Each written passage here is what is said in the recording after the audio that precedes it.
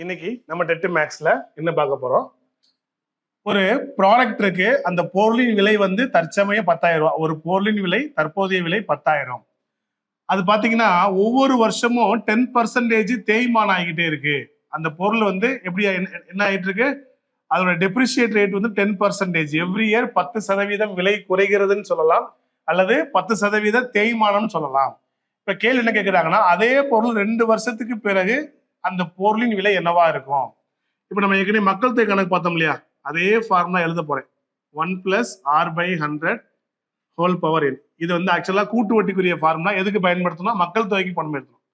இப்ப இந்த பிளஸ் தூக்கிட்டு மைனஸ் போட்டுட்டீங்கன்னா இது எதுக்குரிய ஃபார்முலா ஆயிரும்? டெப்ரிசியேஷன் ஃபார்முலாவா மாறிடும்.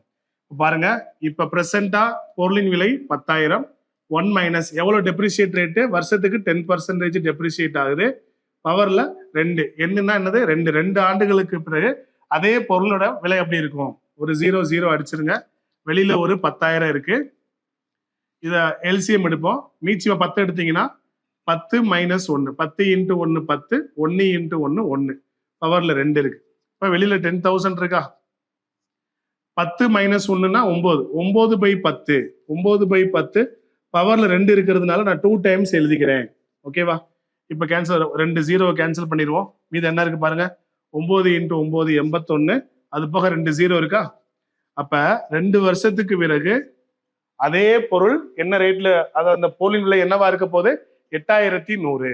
Okay, thank you.